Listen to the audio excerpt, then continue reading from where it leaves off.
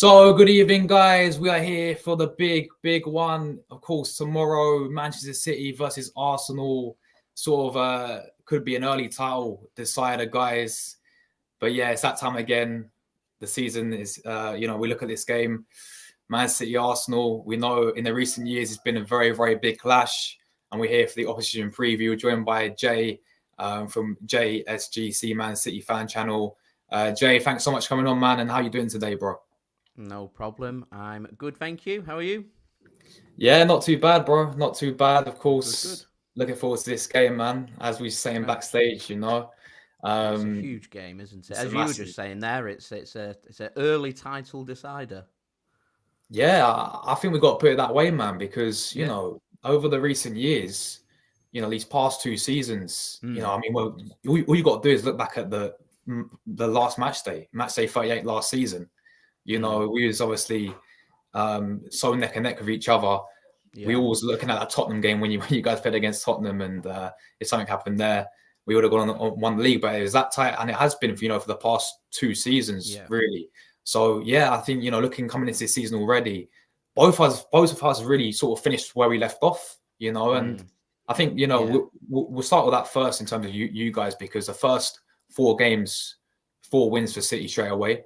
I Hmm. want to get your overall sort of thoughts of the season so far, and also in the transfer window as well, because you said goodbye to Alvarez, but you Yes. also brought back Gundogan as Yeah. well. So, what's Yeah. your overall thoughts, firstly, on the season so far, and also how did you rate the transfer window, man? So I think to start the season, it's quite difficult. I don't know about you guys, but we've had quite a lot of players over at the European Championship and at the Copa America, and quite a few of our players have all reached the latter stages. But when you're playing for one of the Yeah, biggest and best clubs in the Premier League, you're only going to have players available to you who are playing for the top international teams because they're top international players. So we've had it's been really strange. We had a whole pre-season where we've not had any of our England internationals available.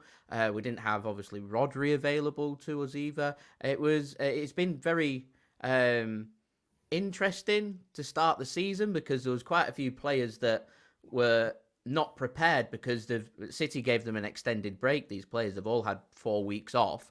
And so for the first couple of games, like the Community Shield against United, there was what I regarded as a pretty second string City 11 out that managed to get the job done for a penalty shootout.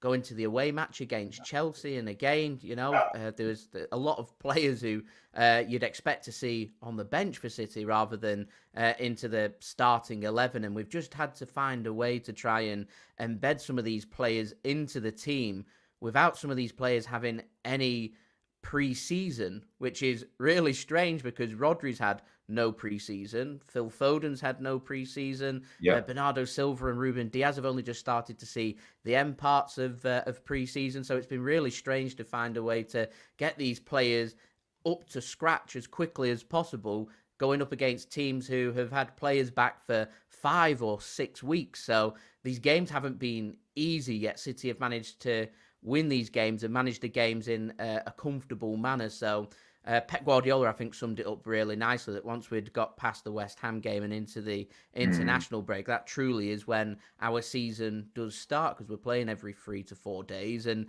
we need that squad rotation. So these players that you like, so your Kyle Walkers, your Phil Fodens, your Rodris, they now need to start pushing on because they're going to be playing every 3 to 4 days. So it's been a very strange start to the season. I'm just happy we've managed to win our games and we've done enough to beat the teams in front of us without really needing to break out of second gear. But I have a feeling that if we're to beat Arsenal in this game, we're going to need to get through third, fourth, even into fifth and sixth gear to win this game because Arsenal are just a very defensively sound team. They're very good at being able to pick off opportunities. They're good on the attack. They've got good players that can cause us a lot of problems. Your Sakas, your Martinellis with the pace, with City's high line, they'll look to exploit that. Your Kai Havertz is in fine form. Jesus might even be starting in this game. You've got the pace of Sterling as well, who could feature. So this isn't going to be a very easy game for City, and we need to turn up and put in a 10 out of 10 performance because I'm fearful that if we don't, then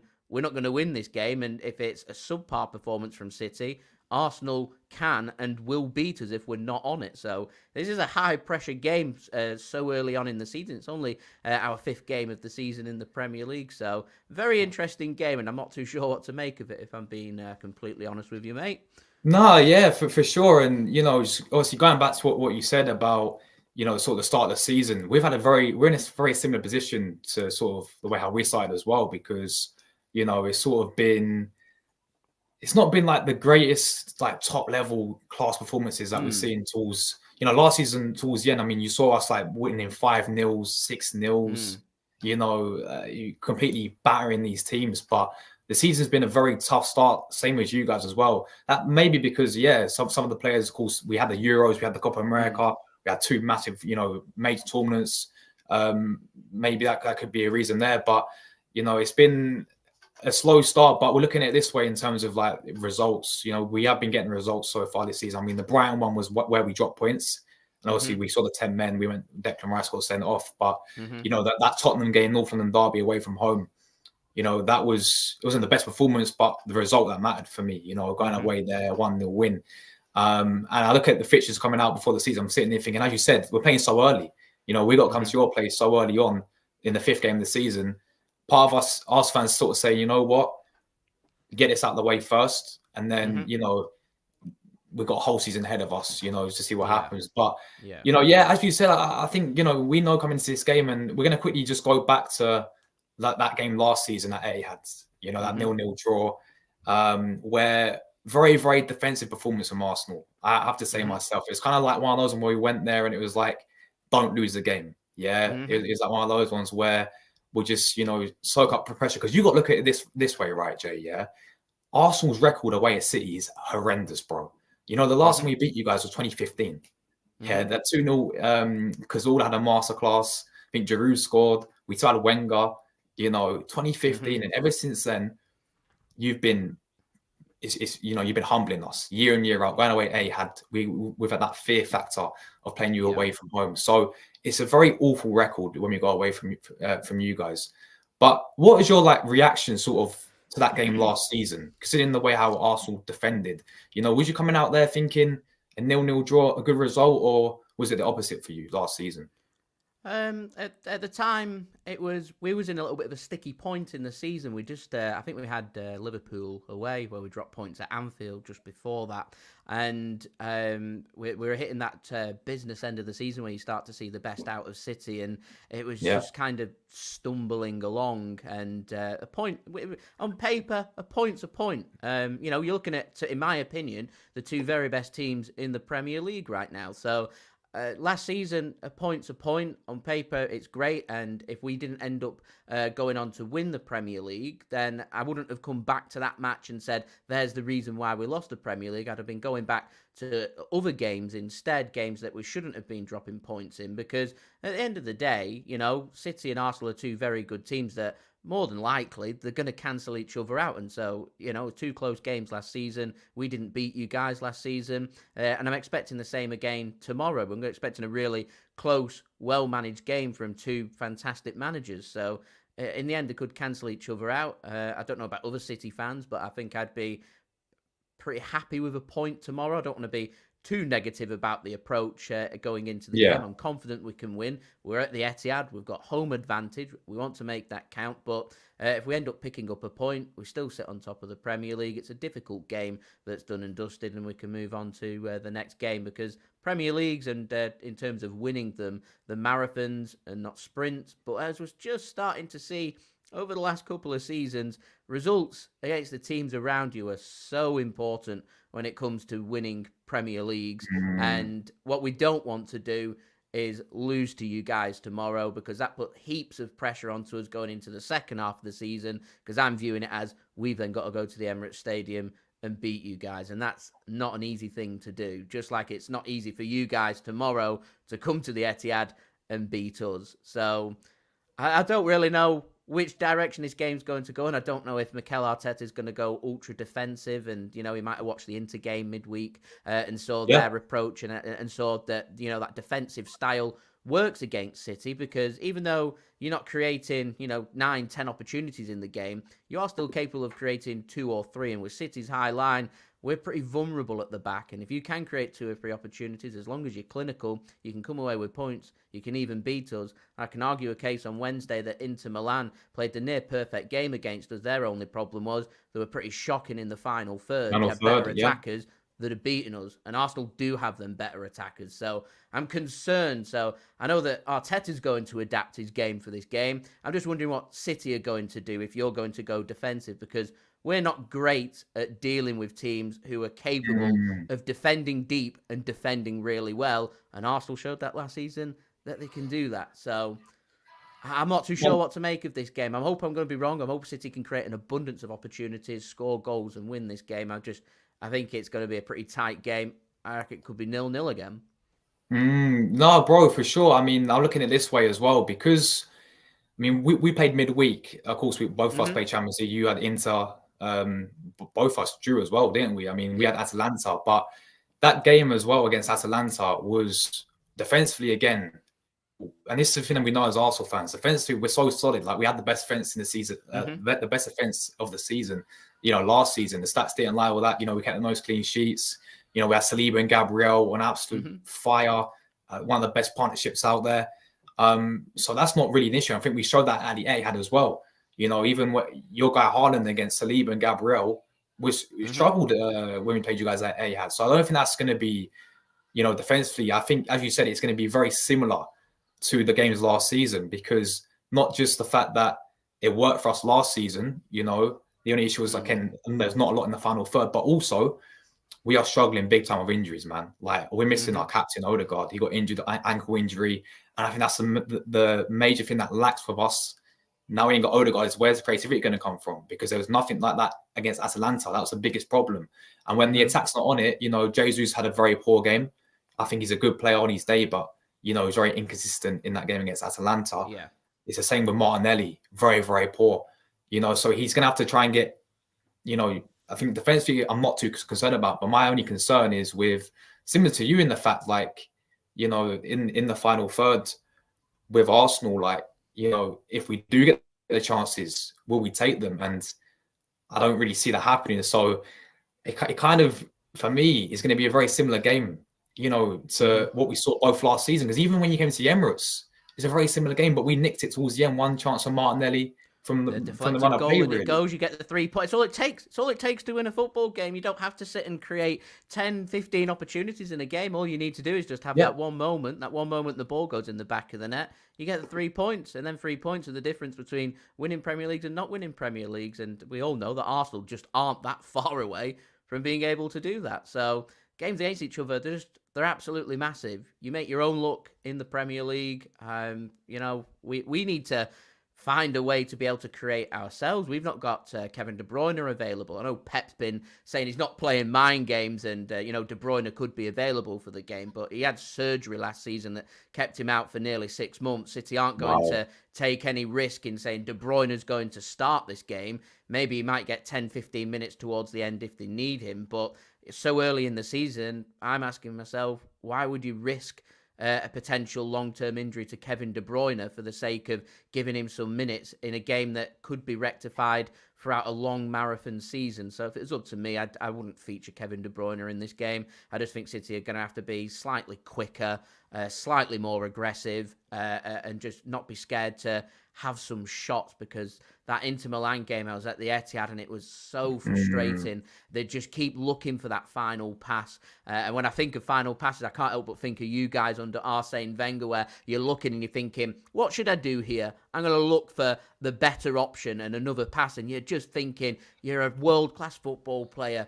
Put your foot through it, have a shot and test the keeper, because you might just end up with a Martinelli at the Emirates last season. You get a deflected goal and you win the game. Yeah, no, absolutely spot on, man. And yeah, listen, I just feel De Bruyne being out, if he is out, as we know, as you said, it's still going to be, you know, we know how quality the guy is. But, I mean, look, you have replacements for him, don't you? That's the thing with Arsenal. Like, Odegaard's injured and we're having to play players like Havertz back. Havertz not really played. He played at Atlanta. He played at this attacking midfielder role, yeah? He's never played there at Arsenal before. He was in number 8, like more defense, like a deeper role. but he's never played there before. So we're having to, bring back these players because we have no replacement there for Odegaard. And a lot of people will say, and I think, don't know if you heard of obviously Nwaneri, 17 years of age. A lot of people saying, let's give him a chance in his big game against Man City. This is where we're at. But with you guys, I mean, you got replacements there, don't you, in the midfield? I'm sure you'll think of something to do. I mean, I'm expecting. Phil Foden's not really been given his opportunity so far this season. Picked up an untimely illness that kept him out for a couple of weeks, and due to the lack of pre-season, he's not really featured for us. So I'm expecting him to come in as more of a light for light. But we've got options like Gundogan that can go there that we brought in this summer for free. Got Bernardo Silva, Mateus Nunes, even Jack Grealish has been getting trialled, playing behind the striker. So we have the options. My problem is all these options that I've named to you are all very different kind of players who, to me, I love Kevin De Bruyne, and they're not Kevin De Bruyne. Kevin De Bruyne is the kind of player who can just be having a subpar game and he'll just find that moment of magic, that bit of creativity that separates him from everybody else. And in such tight games like this, I'd rather have Kevin De Bruyne available than not. But we're going to have to persevere and just try and find a different method to build up, and we'll go with Phil Foden. It's a position that he's played in and done really well in for us last season, so hopefully he can find his feet. He's not had the best preparation so far this season, but we're 6-7 weeks now into the season. He should be ready, and it's not an excuse that if we're not creating opportunities tomorrow and scoring goals, then I'd be looking at why that was and what we can do about it going forward into other games. Yeah, bro, 100%. Just quickly, I wanted to obviously get your thoughts on obviously our manager, bro, because you obviously obviously was at City next to Pep for quite a while. He was winning stuff for you guys. Now, obviously, we got him ex-Arsenal players we know in Arteta. He had a very tough start with Arsenal when he first came in. He's been back though fully. We spent over 700 million with him, and now we're back challenging you guys. I mean, do you sort of see us? Firstly, do you see Arteta taking Arsenal all the way? And secondly, obviously, in terms of Arsenal, you had Liverpool challenging you, and I think they beat you once. Yeah, they won one league title, didn't they? With Klopp in the end. Yeah, you guys, won the rest against them. Do you see Arsenal being sort of similar to Liverpool in terms of challenging City? Year in, year out now with Arteta? I mean, Arteta's a world-class manager.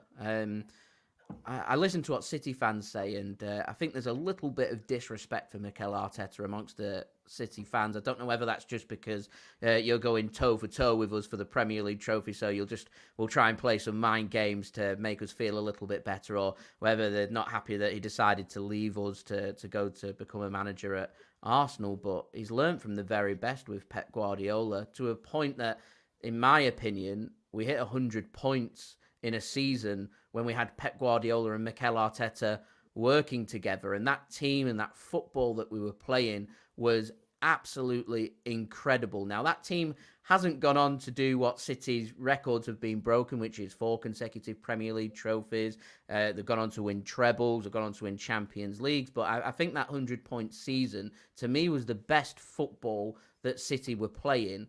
And it's not all down to Pep Guardiola. It's down to all of the coaches. And Mikel Arteta was so important to Manchester City in that season.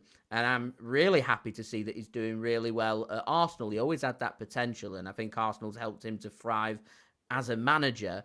And I can see him, if Arsenal stick with him, I don't think you're too far away. I mean, speaking about City's transfer business in the summer, we've gone on to bring in Savinho from Estac Trois, part of the City Football Group. We spent £35 million on him, and we've brought in Ilkay Gundogan, and we've got more options now in midfield, including having somebody who can come into our team and help support with the likes of Kovacic and Rodri, which is something we didn't have last season. And once you take a couple of injuries to City's team, and we're needing to rotate through playing every 3 to 4 days, the squad starts to look stretched thin, and there's a bit of a myth out there that everybody says that City's squad's world class and they've got all this depth. I mean, the fact is City have got 17 or 18 world-class players at their disposal, and once you start to get injuries and fatigue throughout the season, the squad starts to get stretched to its bare bones, and when you're playing every 3 to 4 days, it can have massive impacts. That's why we had that blip back at the end of November and into December of last season. It's why you saw another blip happening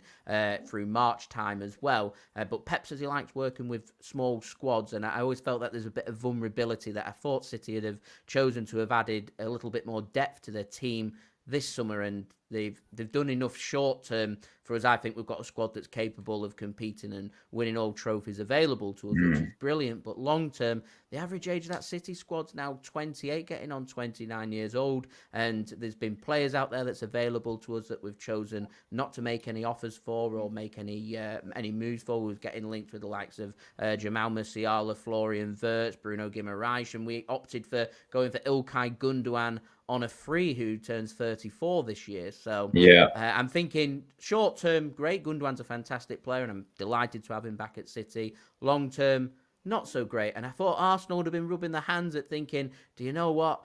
I feel like Arsenal are maybe two high quality world class players away from being able to replace City at the top of the Premier League table. And I felt like City's summer, they're just kind of sat on what they've got, and I felt like this summer was a big summer for Arsenal to really make a statement to City to say, we brought Declan Rice in last summer, and that's a fantastic signing. That's taken Arsenal now to the next level. Who are you bringing in this summer to take you to go beyond City? And I'm not sure right now. We're only early in the season. I might be wrong, but I'm not sure Arsenal have got everything available to displace City.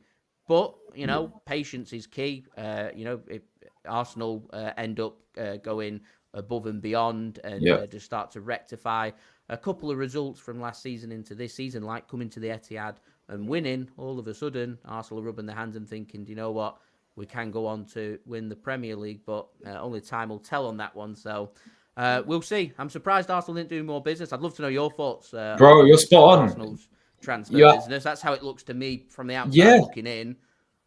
Bro, you're absolutely spot on, man. Absolutely spot on, because that was the same mindset that all Arsenal fans really have in, like, considering how well the window went last, not this window, but when we signed Declan Rice, Timber, I thought was a quality signing.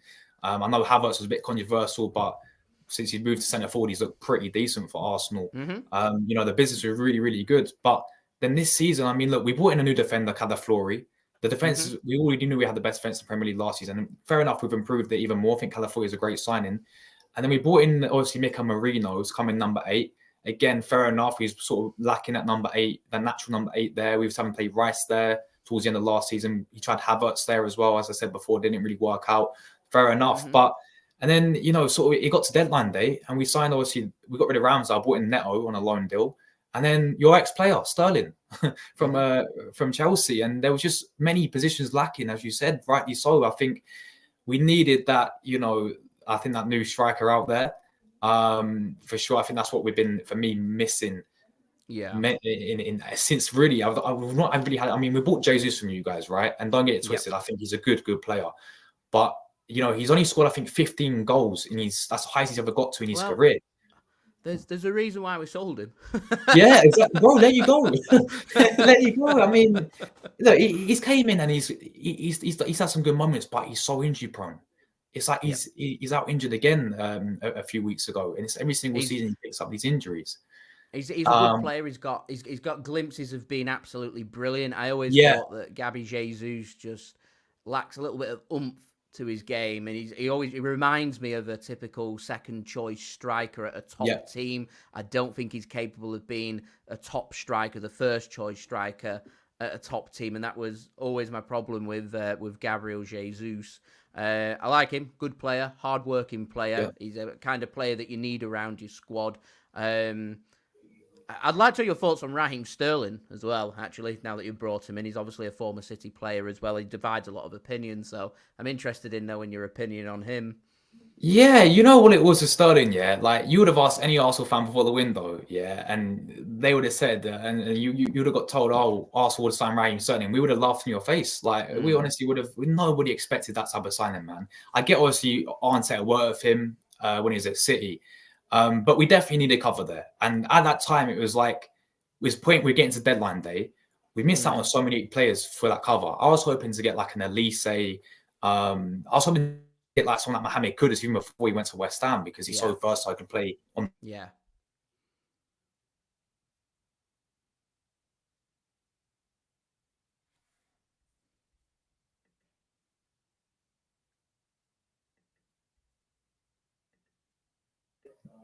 Am I back? You're back now, mate. I'm back again. Apologies about the Wi-Fi, people. But yeah, as I was saying, like we was linked with Coleman as well on a loan deal. But we definitely need that cover there. So it got to the stage where he came in. You know, it is going to be a loan deal. I thought he showed some good signs when he was at City. You know, when he's latter stage Liverpool and he's signed for you guys. Thought he showed some good signs when he's at City. Obviously, he worked with Arteta before. And what I like about him the most for me is he can play across all the front three. He can play, if we need him on the right, can back up Saka, can play different, give a competition to Martinelli on the left, can even play sort of a little striker role there as well. So I wasn't like, it wasn't my ideal first choice. But at that stage where we shouldn't be at in the first place, it was probably the best option we could have gone with. Otherwise, it's better than nothing because we definitely need that cover there. I think he just gets so much unnecessary hate put on his name. I've obviously been watching City for a long time. I've been supporting City since 2002, so we're into the 22nd year. So, and Raheem Sterling, I think, is probably one of the best, but also one of the most frustrating players in that time that I've seen. His movement is the best that I've ever seen from any City player. His ability to be in the right place at the right time was tremendous, and his reading of the game is exceptional for such a quick player. It made him a real asset. Yep. The only frustrating part was find himself free at the back post. Ball comes across because we've got brilliant creative players. He's there for a tap in, and sometimes he misses them. Yeah. Which is where the frustrating part comes in because he misses sitters, and I mean like very simple chances that you'd expect someone of the caliber of Raheem Sterling to be tucking away 100 times out of 100. And he's just one of them players, and I think a lot of fans found him that frustrating that he ended up saying, "Oh, I don't like Raheem Sterling," but the fact is he's the second leading top goal scorer for Manchester City in the Premier League in our history. So, wow, it can't be too bad of a player. And I like Raheem Sterling. I want him to do really well. I don't think Chelsea was the right fit for him. So I think if given the opportunity at Arsenal, I think that Arteta might be able to get the best out of him. But I imagine his confidence is probably down from his stint at Chelsea because I don't think he looked amazing, or certainly not as good as what he looked when he was at City anyway. Yeah, no, that's facts there because like we used to hoping when he came in because look, we see what Arteta did in the end with Havertz, we signed from Chelsea, and a lot of our fans, including myself, like we love getting these Chelsea players, man. Like Havertz, you know, we signed Willian from them, we signed David Luiz from them, we signed Petr Cech from them. Now adding Sterling to that.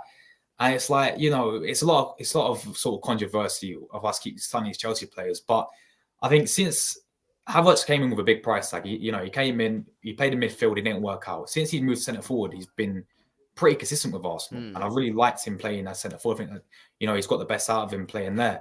So I'm really hoping that, you know, considering that obviously he's worked with Arteta has worked with Sterling before, he can get the best out of him. And it is only a season long loan as well. And he took a wage cut. So it's not even like, you know, I don't think it's a bad deal whatsoever. And we needed the cover there because with someone like Saka on the right wing, you cannot expect, as much as he's a quality player, you cannot expect this guy to play every single game in all the competitions. You know, we've got this Champions League that we're both playing in, extended for like a new format, more games. They don't stop until, is it February? No, January. I don't think end of January, and I think they've got that playoff that's going on. The playoffs as well, right at the end. If you finish below the top 8, isn't there? So there's been so many more games. You know, you've got the FA Cup, you've got the cup competitions in which I want Arsenal to actually take seriously, and actually go far in because we need to. We've not won a trophy in about four seasons now. So I really want to add another FA Cup, another Carabao Cup. You know, we can't rely on these players, so we have to have rotation there. And I think that's what Sterling can bring you. Even in Champions League, because he's got that experience, man. You know, he's played Champions League with Liverpool, Man City, and, you know, Chelsea. So I think it was a signing which, you know, at first, lots of controversy. Nobody would have thought about it. But when you look at it more in depth now, I'm taking it, especially if it's a loan deal. So he's not actually started the game yet for Arsenal. He's made 2 cameos off the bench. Martinelli's been playing really, really poor. So it would not surprise me if we see Sterling against his former club make his first Premier League start against you guys, man. On that left-hand side. So my concern that I think for Arsenal heading into that game tomorrow is I can see the pace of Arsenal causing us problems. I can see Arteta looking at it and saying, because in terms of your attacking last season, you didn't threaten City. You managed to shut us out and keep the clean sheet, and you got the result that you were looking for, and it frustrated us. But that's towards the latter parts of the season that keep the Premier League title in your hands and takes it out of our hands. Here we are 5 games in, it's a bit of a different ball game. And I can see Arteta just saying, well, I really liked that 0-0. Keeping a clean sheet at the Etihad is a fantastic achievement. Picking up a point at the Etihad is a fantastic achievement. He'll be thinking to himself, how can we just go one better? How can I get just Arsenal creating a couple of opportunities? And I just look at City's weakness, and weakness for us is we go with that very high defensive line. I'm not expecting Kyle Walker to be starting. So if you've got pace on that left-hand side, if you can leave Manuel Akanji behind, you've got massive openings there, and all of a sudden City's defence gets stretched very thin. And Inter Milan had success, I think, 3 or 4 times in that match on Wednesday. They just didn't have anybody who was good enough in front of goal to score when they had a couple of really good opportunities. And my concern is Arsenal do have that quality, so if they can find that 1 or 2 key moments, find the important pass, and you're clinical, you're more than capable of coming away with a 3 point. So we need to be very, very wary of that pace and attacking threat that Arsenal's got. What's obviously for you the sort of predicted 11 you'd likely see Pep go with against us?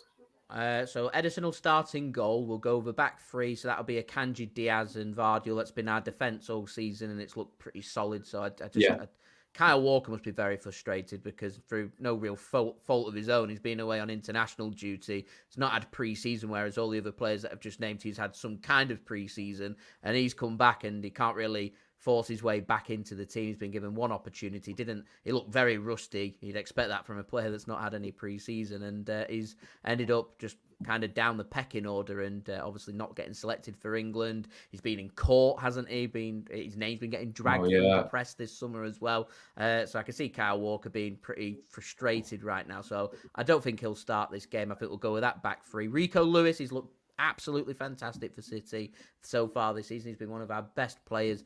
He'll push forward. I expect when City are off the ball for it to become a back 4. He'll invert and go into midfield, and he likes to get forward, Rico Lewis. So imagine he'll start. You'll have Rodri starting along with Bernardo Silva, Phil Foden. I reckon I'd go with Gundogan. There's a bit of a debate as to whether you go with Kovacic or Gundogan. I go with Gundogan just because in the biggest moments and the big games when we've needed him in the past, he's always been there to find a goal or find something for us. And I'm a bit concerned with no De Bruyne and the lack of creativity, that if you've got a good direct option and a good runner going through midfield, Gundogan can provide that. More so than Kovacic. Kovacic is more just a Pep Guardiola player. He's just a 95% pass completion rate. Fantastic with his passing. He's fantastic with his distribution. If you end up going with Kovacic and Gundogan, one of Bernardo or Foden misses out. So I don't see that happening.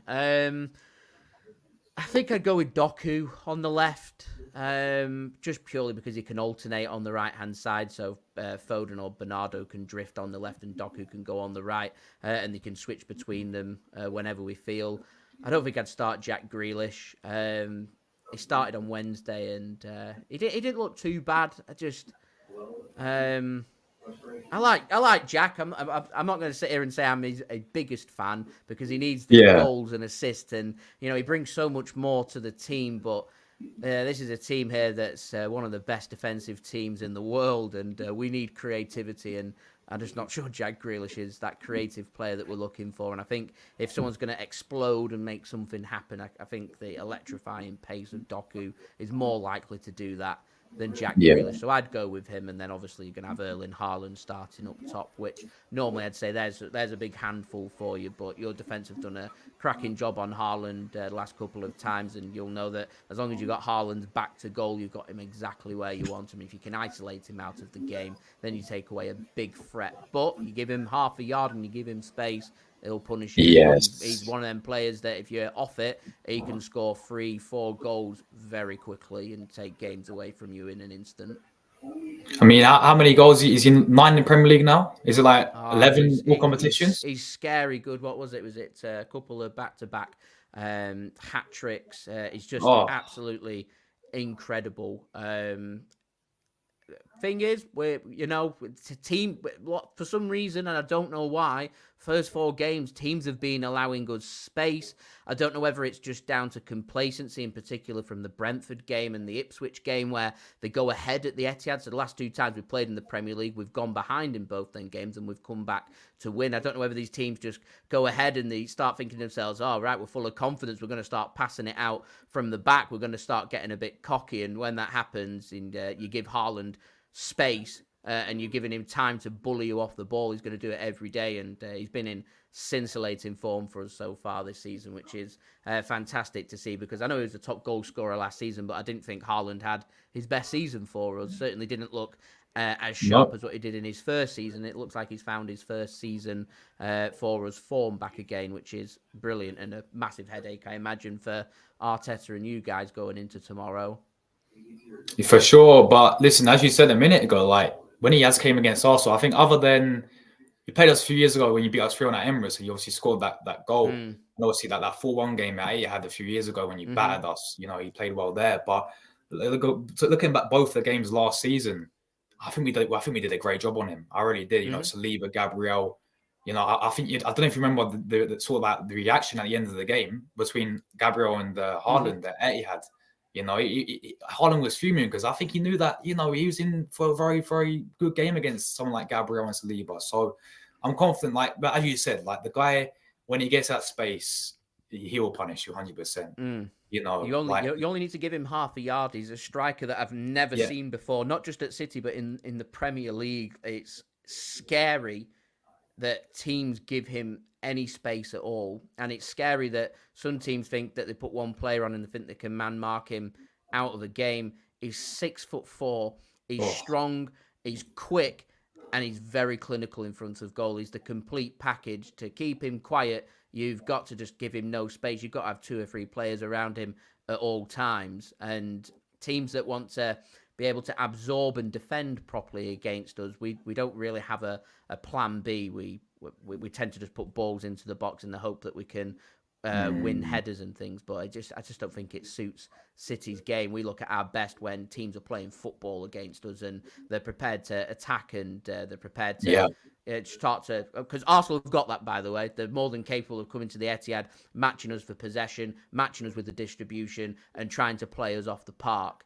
Problem is for Arsenal, though, you run the risk that if you don't execute that plan well and you make it all about the squad's quality, I think City have got the strongest squad in the world, and if you're making it about the quality of the squad, City will pick you off every single time. So you've got to just be wary and just adapt your game and just defend a little deeper and just try and keep City at bay. But teams have tremendous success when they can do that. There's our problem against Real Madrid last season in the Champions League when we went to the Etihad. I think we were a bit too overconfident. We saw that the season before we managed to put 4 past them the previous season. We thought we're just going to turn up and we're going to be able to do that again to them. But they learnt the lesson. They constricted that space really well.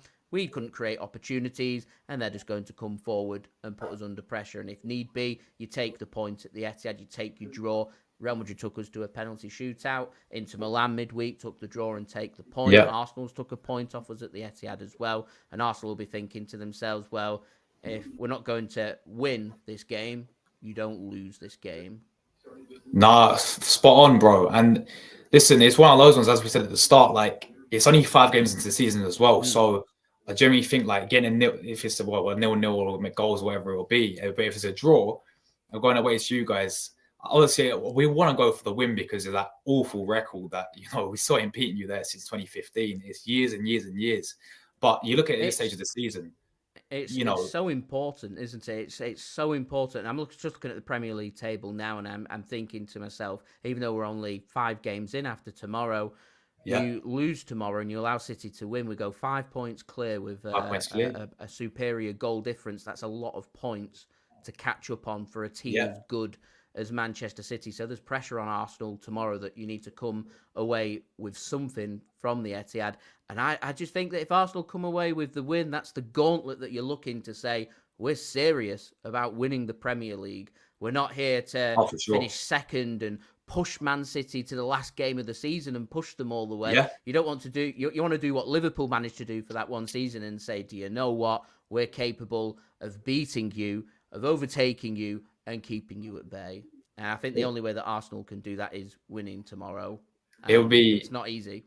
yeah, it'll be a massive statement victory if we was to go, especially because not just like beating you guys, but we've had 3 tough away games: Tottenham away, Atlanta away in Mm. the Champions League, and then to beat you guys, it'll make a huge statement. Thinking, you know what, Arsenal, wow, they're looking serious this season to finally end that awful Mm. record and get that win away at Etihad. And obviously we win, we go top as well. So we'll have that It's in a our high favor. pressure game, isn't it? It's high pressure. It really is, man. It really is. But look, that's the beauty of it, man. And another thing as well, like our away form has been The incredible. scintillates, it's perfect. Yeah, I'm looking at it thinking our home form's pretty good, but we're taking on a team here that's world class away from home. yeah, it is that. We need to seriously turn up and put in a strong 10 out of 10 performance, because my fear is if we just play like how we've been playing so far this season, which has been good, I don't think good is good enough tomorrow. It has to be excellent. It has to be perfect for us to win tomorrow. Yeah, for sure, man. Just before we get into the obviously predictions, I want Yep. to obviously get your thoughts on sort of like your expectations this season as a City fan, really, because Hmm. obviously I know you guys, the under Pep Guardiola, he's unbelievable, yeah. But Hmm. you guys winning. Obviously you eventually did get the Champions League that you've wanted first in your history, of course. But what sort of expectations coming into this season in terms of in all the competitions, like even like the League Cup, FA Cup, Champions League again, and also Premier League?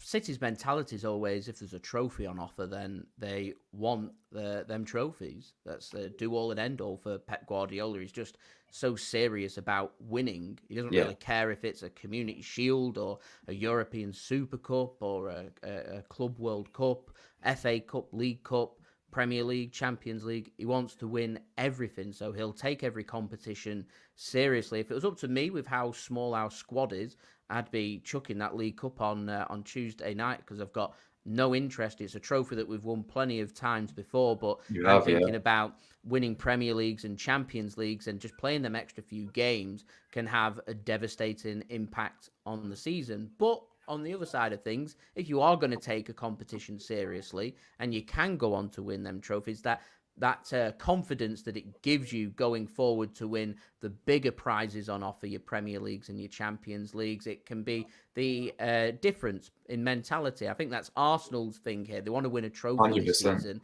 because it's giving you that confidence to say, well, we were the best in that competition. We've got a trophy. People are happy. We now want to use that feel-good factor to push on and go even further. I think, and not many people talk about this, but before we beat Inter Milan in that Champions League final, we beat Manchester United at Wembley, first ever Manchester derby in an FA Cup final.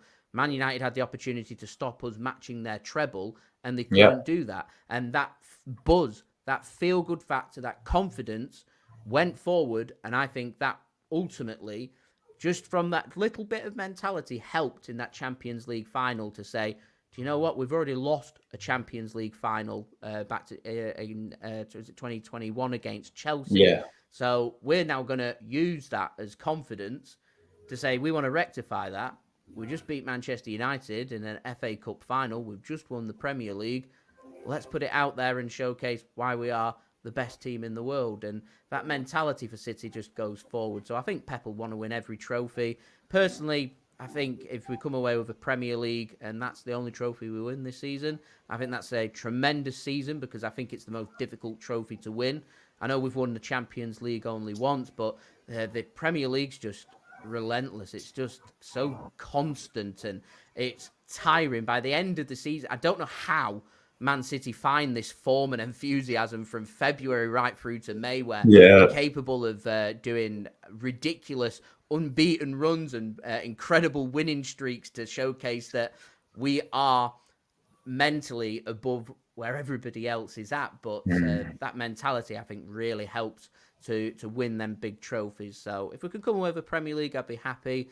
If we could come away with a Champions League, I'd love for us to go and win our second Champions League trophy because I look at how incredible the City team are, and I'm delighted we've got a Champions League trophy under our belt. But I'm thinking, I want a second, I want a third. I want us to start creating ourselves a little dynasty away from England and putting it out on show for Europe to see as well. And I think truly to regard yourself as the best team in the world and the best team in Europe, and consistently you need to be winning the Champions League. And it's not an easy thing to do, but I look at it and I think to myself, other than Real Madrid, who really stops Manchester City. Sounds arrogant. I know it does. It sounds arrogant, but that I don't know. I know how good Manchester City can be, and when they turn up and they play to the best of their ability, there's just not a team that can live with City. But in them biggest of moments, they need to turn up and they need to win them games. And I'm sure at some point, if City do go all the way, we'll have to go for Real Madrid to win the trophy. And doing that, it's just. It's difficult to do. They're a different ball game completely. They're a team like I've never seen before. Very similar to us, if not obviously even better. So, Premier League, Champions League, they'd be great. Bonuses for FA Cup, League Cup. I'm not too fussed about. I think Pep will, but I think if we come away with a Premier League or a Champions League, I'd be delighted with that season. I think.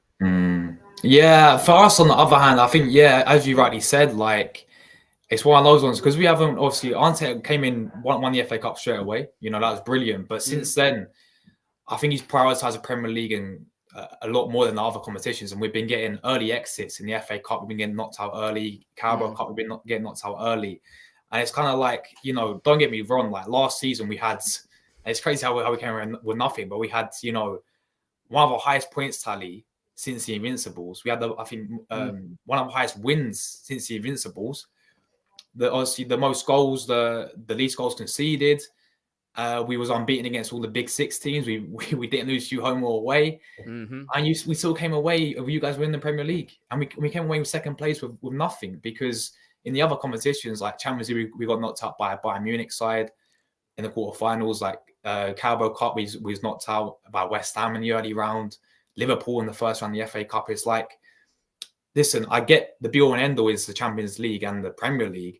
We, as a football club, because Arsenal never won the Champions League in history when it's been called Champions League, as we know, it's something that really, really annoys us as Arsenal fans.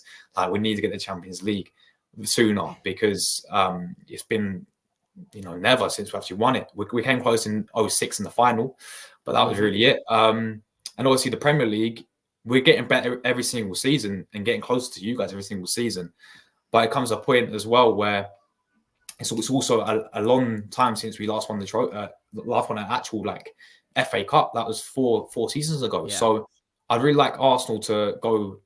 I know it's just a League Cup, but we won two on a history. So it's kind of like this. I wouldn't mind to win that, and also the FA Cup we've won the most times out of any other English club. So it's like I'll go and win that again. But I do get it. Like we want to prioritize the Premier League, but at the same time, I think you get this common theme where. It'll keep going on and on and on, and you'll get to a stage where you look back and you're like, you've not actually won anything in years. And for a club like Arsenal, I think, mate, that League Cup is the perfect trophy because the competition ends at the end of February. You can assess where you lie in the Premier League and the Champions League once the League Cup is done, and the League Cup takes lots of pressure. When you're under pressure to win something, any trophy, whether it be a domestic cup or a Premier League or a Champions League, I think the League Cup's one of the best trophies to take serious and try and win. I love when we take the League Cup seriously and we end up going to Wembley. It's a cracking day out at the end of February, and it's a really underrated cup to win because it just takes all that pressure away from you, ready for the business end of the season through March, April, and May. So, for example, if Arsenal are within touching distance at the top of the Premier League table and it's March and you've just won a League Cup, you've got that monkey off your back that you've won a trophy, you're feeling good, and you can say, do you know what? 100%. You don't really need to take an FA Cup seriously. You can look at the Champions League, say you pick up a negative result in the knockout stages away from home, and you can start to say, actually, we look really good for the Premier League. Do you start to then prioritise that instead? And it's finding that right balance and taking things one step at a time. And trophy has to be the first thing that is being focused on. And League Cup, it's not an easy trophy to win, but it's a trophy that's I think several other sides who are very good kind of neglect and say we're not interested in winning that trophy. I can accuse City maybe of doing that every now and then as well. That we've won it that many times. We've won it, it's 8 times now. It's not a trophy that holds high importance. We win no other trophy other than the League Cup at the end of the season. I was saying it's been a very poor season for Manchester City because it's not one of the big trophies, and there's been regression there in the Premier League, and we've not managed to come away with the other big trophy with the Champions League. So it's all about managing expectation as far as I'm concerned, and Arsenal's will be you want to make progress. Making progress for you guys is picking up a 100%. trophy, and if it is a League Cup and you finish second, I don't think it's a disastrous season. But if you can win a Premier League on top of that as well, it takes what's been an absolutely amazing season into an incredible, incredible season for Arsenal. So we'll see. We'll see. It's a long season, very long season. Sure is. Yeah, it sure is, man. And absolutely spot on there. Listen, Jay, let's get into it, man. The score predictions. I've been saying like throughout the week, I've been saying draw. I've been sitting on the fence with a draw, really. But I'm gonna go that we're gonna nick it against you lot. I'm gonna go. It's very similar to the Emirates game, sort of 0-0, very tight game, sort of like a chess match, you could call it. Yeah. But we get, I don't know, like maybe a mistake from City. You switched off or a penalty, something like that, and we nick it towards the end, and we get a 1-0 win, a 1-0 to the Arsenal, and we're taking that all day long. 3 points at 8. But what about you, man? I think this is going to be a very physical game. I did my preview earlier today, and I said I wouldn't rule out the potential of penalties for either side in this game. I wouldn't rule out the potential of a red card for somebody either. I can see this being a very aggressive game. I think that might just be what's different from last season to this season. I can see there being maybe just a little bit more aggression from both sides. I think if Arsenal start to rough City up, City will respond to that, and I can see it being a very feisty game. I can see both sides cancelling it out, so my head's telling me I can probably see a really boring 0-0 draw, and I can see both sides being content with the 0-0 draw. I want to be nice and positive, though. I want to see Arsenal attack Manchester City. I want to see Arsenal try and score goals and ultimately make this a real good game of football because the world's watching. And I'm hoping City can sneak it and there'll be both teams to score. So I'm going 2-1 Manchester City. I think City take the lead through Haaland from the penalty spot. I reckon I can see someone like Kai Havertz scoring an equaliser. And I'm backing Phil Foden late on to send City fans into wild celebrations, and going for a 2-1 City win is me being nice and positive. But it could go either way. We'll see. Should be a real good game. That's what I reckon. Yeah, for sure, man. Be a good game. But yeah, fair play there, man. Listen, Jay, it's been a pleasure to have you on the channel, man. Thank you very much. If you want to shout out where people can find you on social media as well, man. Yeah, no problem. You can just type in JSGC into YouTube. That'll take you to my channel covering all things related to Manchester City. That's ranging from doing my prediction videos to doing my previews and reviews.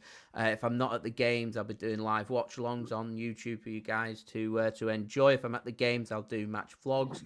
You can also find me out on Twitter, or X as it's referred to now. That's just at JSGC171. You can find me on Instagram as well. That's at JSidlow. And I'm just starting to dip into the TikTok as well. That's JSGC171. So making sure all the social medias are kept up to date, because following a football team social media wise and a content creator wise, I don't think people really realize just how much is involved in it. Facts, absolute facts there, bro. Especially as well, like, you know, when these games, when we're all playing these competitions now, man, you got to It's do. exhausting. Yeah, it is, isn't it? It is. Chucking them 2 extra Champions League games, and it's only 2 extra games, but I just sat back and I was like, 2 more games, as though the schedule's just not demanding enough, and doing all the content creation and everything. It keeps us nice and busy, but it's absolutely relentless. So I don't even want to think about how hard this must be for the professionals, you know, the football players and all the coaches and everything. It must, do you know, it's unprecedented. I'm not surprised to hear players speaking about complaining about the schedule and wanting to go on strike, because people are always arguing, saying, no, they get paid all this amounts of money. But right at the top end of sport, it's so demanding, not just physically, but mentally and emotionally for the players as well, and putting more games on them. I mean, that Club World Cup as well, what a joke, through June and July. We're competing in that, and we potentially not getting another pre-season next season. And Wow. it's just mental, absolutely mental, mate. Yeah, it sure is, man. Listen, guys, Jay's is in it's itching the title, so it's very easy to do. Literally go over there, guys. You click the blue app, subscribe to him right there, man. Check out his channel, man. He's absolutely smashing over there. And listen, Jay, may the best team win for tomorrow, man. And awesome, mate. Yeah, I would wish you luck, but we're both same. I'd wish you luck as well, but we're both looking for 2 different things. We're supporting 2 different things. It is what it is, and we'll continue the race after tomorrow for what's going to be another unbelievable, exciting season. Yeah, looking forward to it, guys. Thanks everyone who tuned in today as well. Really appreciate everyone leaving your comments down below. We'll see you tomorrow for match day, of course, guys. Come on, you Gunners, man. Let's put in a big statement tomorrow. We're out of it, guys. Enjoy the rest of your evening. Thank you.